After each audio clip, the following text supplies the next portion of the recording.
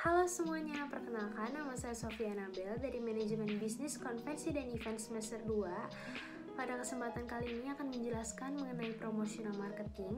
Semoga materi yang saya sampaikan bisa bermanfaat bagi kita semua dan juga menambah wawasan yang baru.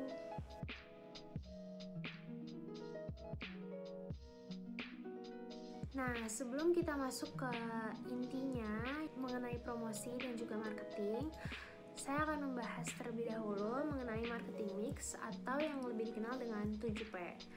7P atau marketing mix adalah suatu strategi pemasaran tentang bagaimana mendapatkan suatu produk atau jasa agar suatu perusahaan dapat mengejar profit yang telah disusun, mulai dari menentukan strategi produk, menentukan harga, tempat dilaksanakannya kegiatan promosi, dan juga kegiatan promosi yang akan dilakukan seperti apa. Nah, awalnya itu marketing mix hanya terdiri dari 4P.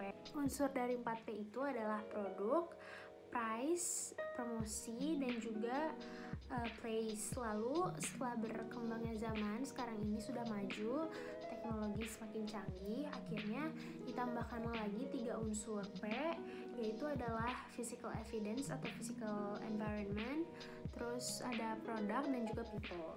Sekarang saya akan menjelaskan tiap-tiap unsur dari marketing mix. Yang pertama adalah produk. Produk merupakan komponen penyusun marketing pertama yang dapat berupa barang atau jasa yang diberikan untuk memenuhi kebutuhan dan kepuasan pelanggan. Produk yang akan dibuat atau dijual haruslah memiliki target pasar yang baik dan juga jelas.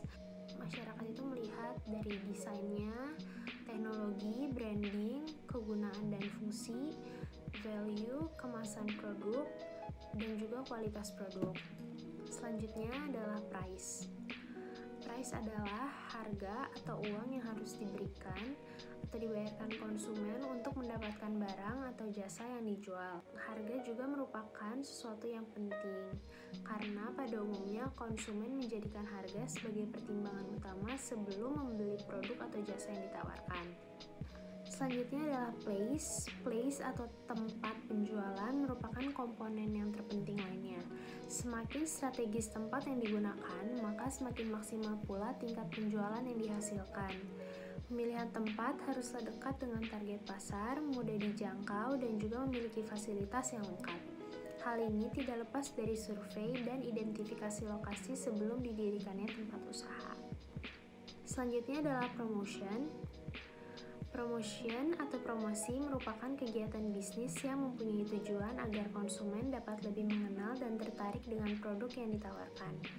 Pengenalan tersebut dapat berupa pengenalan ciri-ciri produk, jenis produk, hingga kelebihan yang ditawarkan oleh sebuah produk yang dipasarkan. Penerapan promosi yang bagus akan membuat sebuah produk semakin laku walaupun harganya mahal.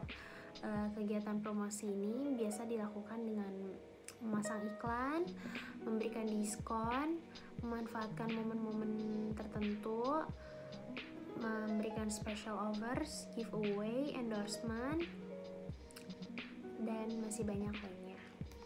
Aspek selanjutnya yaitu people. People merupakan aset utama dalam industri jasa. Terlebih lagi bisnis yang membutuhkan sumber daya dengan performance yang tinggi. Kebutuhan konsumen terhadap karyawan berkinerja tinggi akan menyebabkan konsumen merasa puas dan juga loyal. Kemampuan knowledge atau pengetahuan yang baik akan menjadi kompetensi dasar dalam internal perusahaan dan pencitraan yang baik di luar. Selanjutnya adalah proses. Layanan jasa ataupun kualitas produk sangatlah bergantung pada proses penyampaian jasa kepada konsumen. Mengingat bahwa penggerak perusahaan jasa adalah karyawan itu sendiri, maka untuk menjamin mutu layanan atau quality assurance, seluruh operasional perusahaan harus dijalankan sesuai dengan sistem dan prosedur yang terstandarisasi oleh karyawan yang berkompetensi, berkomitmen, dan loyal terhadap perusahaan tempatnya bekerja. Yang terakhir ada physical evidence atau physical environment. Physical evidence ini salah satu aspek yang langsung kelihatan itu adalah bangunannya atau building. Itu merupakan salah satu bagian dari bukti fisik atau karakteristik yang menjadi persyaratan yang bernilai tambah bagi konsumen dalam perusahaan jasa yang memiliki karakter. Dalam physical evidence ini lebih memperhatikan bagaimana desain ruangannya, interiornya, tata pencahayaan, bagaimana ruangan tersebut dapat memengaruhi mood pengunjung, sehingga kalau misalnya berada di ruangan itu pengunjung tuh merasa ingin berlama-lama. Itu seperti apa?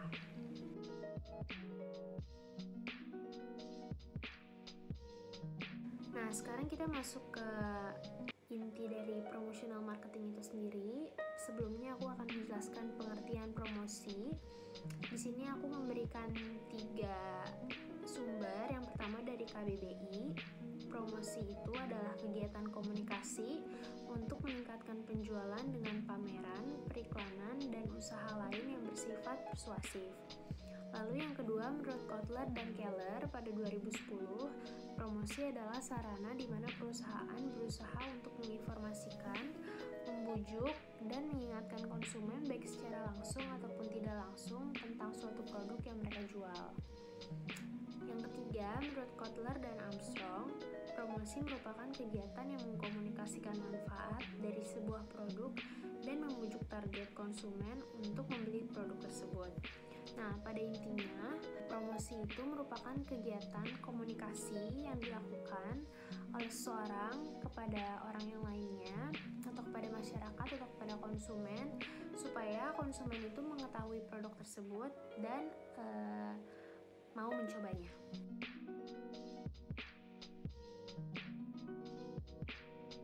Selanjutnya adalah pengertian marketing.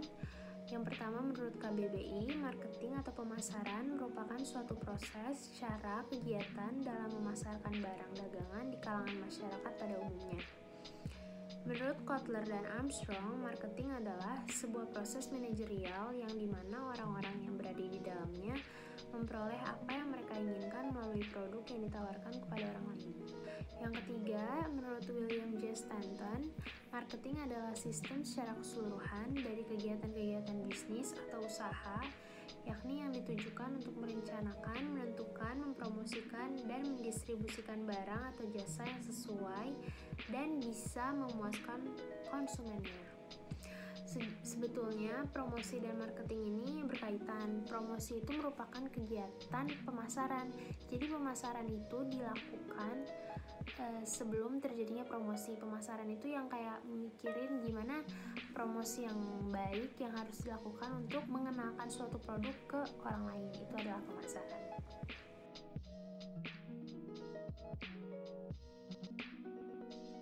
Selanjutnya saya akan menjelaskan tentang fungsi promosi. Fungsi promosi yang pertama itu adalah informing atau memberikan informasi. Promosi merupakan sarana untuk mengenalkan produk baru kepada konsumennya. Memberikan informasi ini nggak cuma kepada masyarakat yang udah tahu aja tentang produknya, tapi juga masyarakat yang belum tahu akan menjadi tahu tentang produk tersebut. Yang kedua, berfungsi untuk membujuk atau persuading. Media promosi atau iklan yang baik akan mampu mempersuasi pelanggan untuk mencoba produk dan jasa yang ditawarkan. Terkadang, persuasi berbentuk mempengaruhi permintaan primer, yakni menciptakan permintaan bagi keseluruhan kategori produk. Lebih sering, promosi berupaya untuk membangun permintaan sekunder, permintaan bagi merek perusahaan yang lebih spesifik. Selanjutnya, promosi itu berfungsi untuk reminding atau mengingatkan. Jadi fungsinya iklan itu berkali-kali ada di TV, terus abis itu ada juga di handphone, di media sosial seperti Instagram, ada juga di jalanan. Kalau misalnya kita lihat billboard atau spanduk, ada iklan itu lagi. Nah, itu tuh fungsinya supaya iklan itu tuh bisa diingat terus oleh masyarakat luas. Nah, diharapkan saat kebutuhan muncul yang berhubungan dengan produk dan jasa yang diiklankan, dampak promosi di masa lalu memungkinkan merek pengiklanan hadir di benak konsumen setelahnya.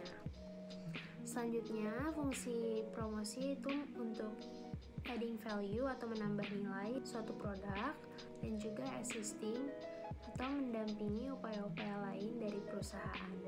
Setelah membahas tentang pengertian promosi dan juga fungsi promosi, sekarang saya akan menjelaskan tentang jenis-jenis promosi.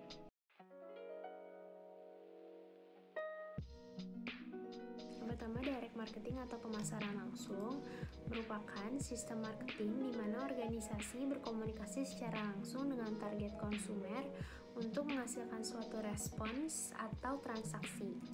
Nah, walaupun dibilangnya direct marketing atau pemasaran langsung, ini biasanya nggak dilakukan secara langsung atau bertatap muka, tapi yang langsung itu adalah pemasarannya. Maksudnya adalah pemasaran langsung tidak harus bertatap muka secara langsung, tetapi pemasarannya ditujukan secara langsung kepada seseorang.